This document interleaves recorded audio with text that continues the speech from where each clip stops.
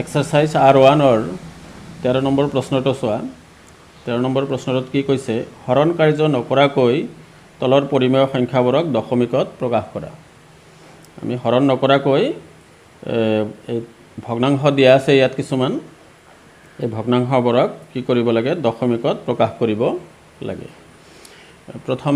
যেটো ভগ্নাংশ আছে হেতু আছে দিয়া আছে চোৱা 7/25 এটুক আমি হৰণ নকৰাকৈ কি কৰিম দশমিকত প্ৰকাশ কৰিম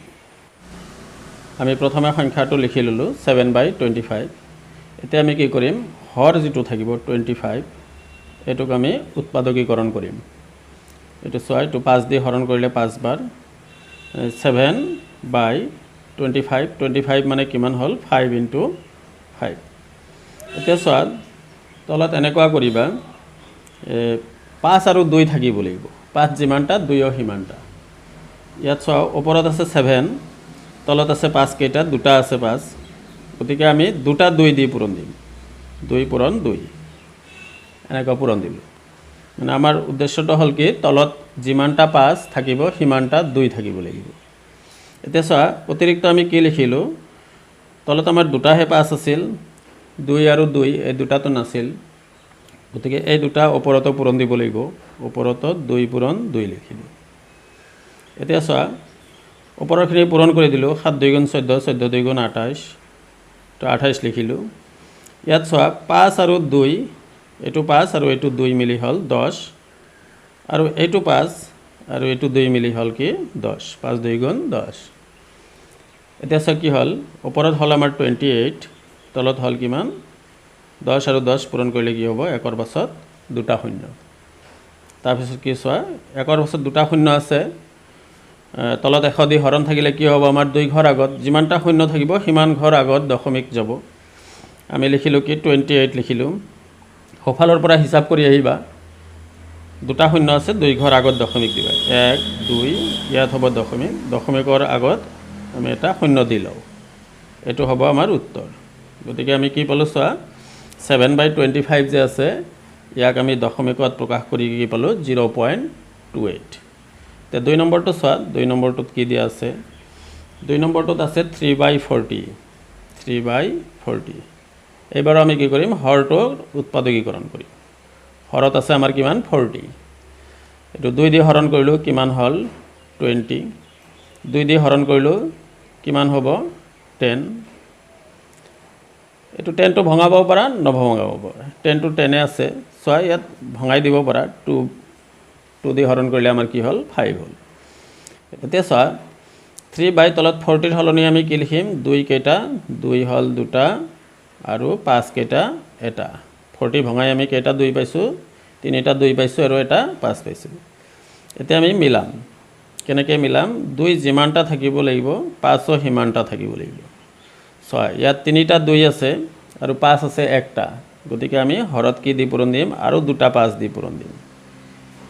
এই দুটা আমি এক্সট্ৰা 5 দি পূৰণ দিলো অতিৰিক্ত 5 দুটা পূৰণ দিছো গতিকে ওপৰতো পূৰণ দিব লাগিব ওপৰতো আমি দুটা 5 দি পূৰণ দিলো এটা ওপৰৰখিনি আমি পূৰণ কৰি দিম 5 5 * 25 3 25 * 75 আৰু তলত চোৱা এটা 2 আৰু এটা 5 মিলি কি হ'ব 10 হ'ব ইয়াতো চোৱা এই 2 আৰু এই 5 মিলি কি হ'ব 10 হ'ব আৰু এটো 2 আৰু এটো 5 মিলি কি হ'ব আমাৰ 10 হ'ব এনেকৈ পালো আমি ওপৰত কি পালো 75 তলত কি হ'ব 10 * 10 * 10 মানে 1 ৰ পাছত কেইটা শূন্য আহিব তিনিটা শূন্য তিনিটা 10 পূৰণ কৰিলে কি হ'ব 1000 হ'ব শূন্য হিসাব কৰি দিলে হল 1 1 1 তিনিটা 1 পূৰণ কৰিলে 1 হ'ব শূন্য কেইটা আছে তিনিটা শূন্য আমি দি দিলো এতিয়া তলত আছে 1000 গতিকে দশমিক কেই ঘৰ আগত আহিব 3 ঘৰ আগত আহিব আমাৰ সংখ্যাটো ওপৰৰ সংখ্যাটো কি 75 লিখিলো সফালৰ পৰা হিসাব কৰিম আমি 3 ঘৰ আগত দশমিক দিম 1 ঘৰ 2 ঘৰ এটো ঘৰ নাই মানে ইয়াত শূন্য দি ল'ব লাগিব 3 ঘৰ হল ইয়াত দশমিকটো হ'ব আৰু দশমিকৰ আগত এটা শূন্য বহাই ল'ব লাগিব এটো হল আমাৰ উত্তৰ এবাৰ 3 নম্বৰ ভগ্নাংশটো চোৱা 3 নম্বৰ ভগ্নাংশটোত কি আছে 3/100 এটো আমাৰ একো কৰিব নালাগে যেহেতু তলত কি আছে 100 আছে গতিকে ডাইৰেক্টলি আমি এটো দশমিক বহাই দিম এটো কেই ঘৰ আগত দশমিক আহিব চোৱা 2 ঘৰ আগত এটো 1 ঘৰ ওপৰত 3 আছে 1 ঘৰ আগত এটা শূন্য দি ললো 2 ঘৰ হল 2 ঘৰ আগত দশমিক বহিব দশমিকৰ আগত এটা শূন্য দি লৈছোঁ এইটো আমাৰ এনসাৰ এবাৰ 4 নম্বৰটো চোৱা 4 নম্বৰত কি আছে 23/5 স্কয়াৰ ইনটু 2 কিউব ইয়াত চোৱা 23 বাই কি আছে 5 স্কয়াৰ ইনটু 2 কিউব তাৰমানে চোৱা 5 আছে দুটা 2 আছে তিনিটা আমি 5 যিমানটা থাকিব লাগিব 2ও সিমানটা থাকিব লাগিব গতিকে আমি এটা এক্সট্ৰা 5 দি পূৰণ দিম এক্সট্ৰা 5 দি পূৰণ দিলে কি হ'ব চোৱা 5 তিনিটা হৈ যাব দুটা আৰু এটা তিনিটা আৰু 2 তিনিটা হৈ গ'ল তো তলত অতিৰিক্ত আমি কি দি পূৰণ দিছোঁ এটা 5 দি পূৰণ দিছোঁ গতিকে ওপৰতো হেতু পূৰণ দিব লাগিব এতিয়া ওপৰখিনি আমি পূৰণ কৰি দিম 3 5 গুণ 15 5 2 গুণ 10 একে 11 115 হ'ল আৰু তলত চোৱা 5 কেইটা হ'ল তিনিটা 2 কেইটা হ'ল তিনিটা 5 আৰু 2 মিলি গোটেইখিনি মিলি কেইটা হ'ল তিনিটা হ'ল আমি এনেকৈ ব্ৰেকেট দি পাৱাৰ দি দিলোঁ 115 5 2 গুণ কিমান হ'ল 10 10 পাৱাৰ 3 হৈ গ'ল 115 10 to the power 3 মানে কিমান 10 তিনিটা পূৰণ তাৰমানে 1000 মানে কেই ঘৰ আগত দশমিক আহিব 115 এটো তিনি ঘৰ আগত দশমিক আহিব এটো হ'ব আমাৰ উত্তৰ 5 নম্বৰটো চোৱা কি আছে 14/175 আমি প্ৰথমে 175 ক ভঙাই লওঁ এটো 5 দি হৰণ কৰিলে কি হ'ব 3 5 গুণ 15 আৰু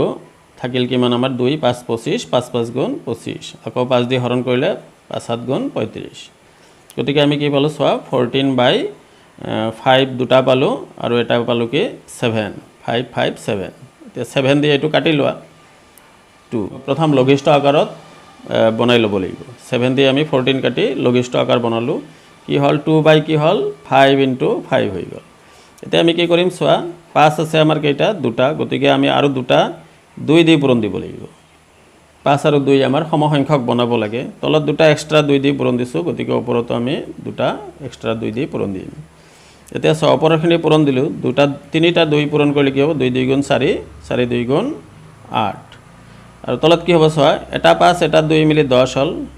আৰু এটা 5 আৰু এটা 2 মিলি কি হ'ল 10 হ'ল কিমান হ'ব 8/10 আৰু 10 পূৰণ কৰিলে 100 তাৰমানে কি হ'ব দুঘৰ আগত দশমিক আহিব এনেকৈ হ'ব 0.08 গতিকে এটো হ'ব আমাৰ উত্তৰ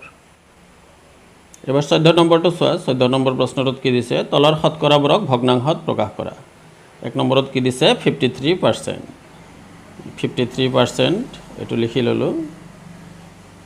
53% এটো ভগ্নাংশত প্ৰকাশ কৰিলে কি হ'ব পাৰ্চেন্ট থাকিলে কি কৰিবা 100 দি হৰণ কৰিবা যি সংখ্যা থাকিব তাক আমি কি দি হৰণ কৰিম 100 দি হৰণ কৰিম এটো কাটাকাটি না যায় গতিকে এটোই আমাৰ হ'ব নিৰ্ণয় ভগ্নাংশ 53% ক ভগ্নাংশত প্ৰকাশ কৰিলে কি হ'ব 53/100 2 নম্বৰত আছে চোৱা 50% 50% টো লিখি ললো 50% ক ভগ্নাংশত প্ৰকাশ কৰিলে কি হ'ব 50 ক আমি কিহেৰে হৰণ কৰিম 100 দি হৰণ কৰিম তো শূন্য শূন্য কাটা যাব 5 দি এটো কিমান হ'ব দুইবাৰ যাব ওপৰত একবাৰ হ'ল কি হৈল 1/2 এটো আমাৰ হ'ল ভগ্নাংশ 50% ক ভগ্নাংশত প্ৰকাশ কৰিলে কি হ'ব 1/2 3 নম্বৰটো চোৱা কি আছে 0.5% 1/2% এটো লিখি ললো 0.5% মানে হাফক কি দি হৰণ দিব লাগিব 100 দি হৰণ দিব লাগিব আগৰ প্ৰায় 2 দি হৰণ দিয়া আছে আৰু এটা 100 আমি ইয়াত লগাই দিম কি হল চোৱা 1/2 * 100 মানে 200 এটো হ'ব আমাৰ ভগ্নাংশ 4 নম্বৰটোত কি আছে চোৱা 100% 100% ও লিখি ললো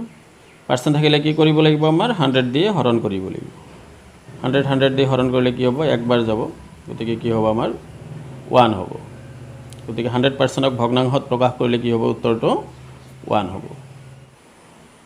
5 নম্বৰটোত কি আছে চোৱা 0.01% 0.01% লিখি ললো এটো ভগ্নাংশত প্ৰকাশ কৰিলে কি কৰিব লাগিব 100 দি হৰণ কৰিব লাগিব আমি 100 দি হৰণ কৰিলো তাৰ পিছত চোৱা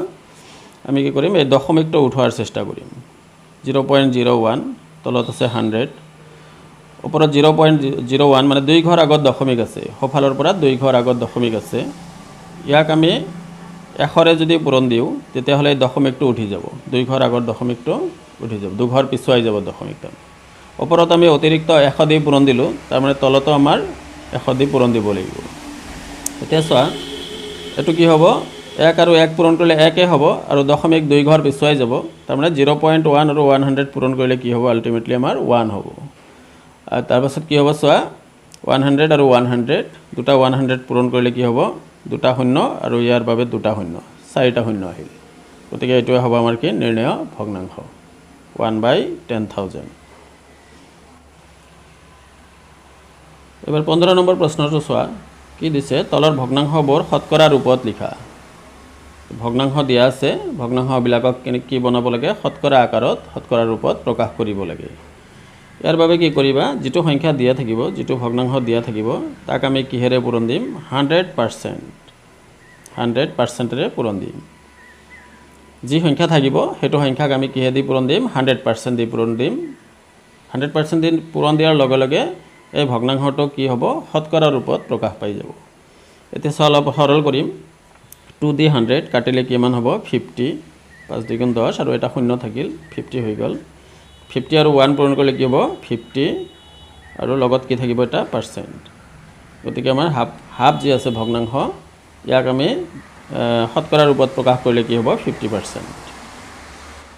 2 নম্বৰটো চোৱা কি আছে 1/4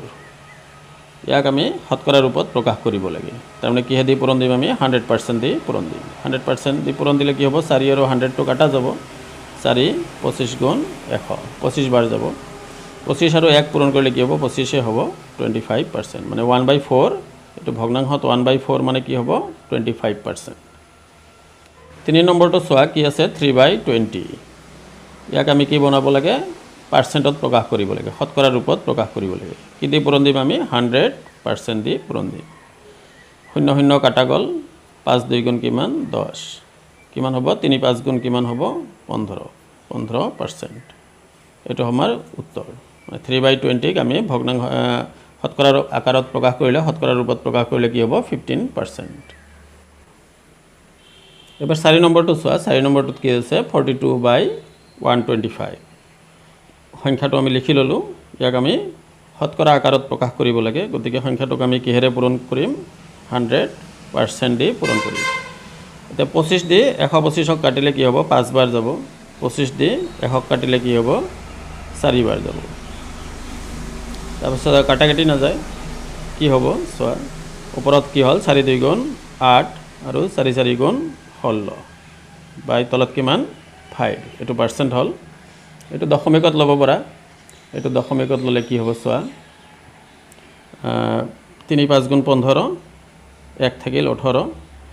আকৌ 3 5 গুণ 15 দশমিক দিব লাগিব 3 বাকি থাকিল 18 ৰ পৰা 15 বাদ দিলে 3 বাকি থাকিল 30 দশমিক দিয়াৰ লগে লগে 3 ৰ লগত এটা শূন্য হৈ যাব 30 আৰু 5 দি 30 হৰণ কৰিলে কি হ'ব 6 মানে 33.6% এটো হ'ব আমাৰ উত্তৰ 5 নম্বৰটো চোৱা কি আছে 0.25 0.25ক আমি কি কৰিব লাগে শতকৰা ৰূপত প্ৰকাশ কৰিব লাগে আমি লিখি ললো 0.25 0.25ক আমি কিহে দি পূৰণ দিব লাগিব 100% দি পূৰণ দিব লাগিব 100% দি পূৰণ দিলে এটো শতকৰা ৰূপত প্ৰকাশ হৈ গ'ল 100 আৰু 0.25 0.25 পূৰণ কৰিলে দুই ঘৰ আগৰ দশমিকটো উঠি যাব কি হ'ব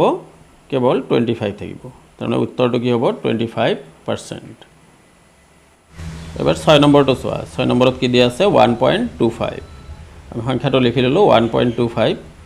1.25ক কি দি পূৰণ দিম আমি 100% দি পূৰণ দিম 100% দি পূৰণ দিয়াৰ লগে লগে ই শতকৰা ৰূপত প্ৰকাশিত হৈ গ'ল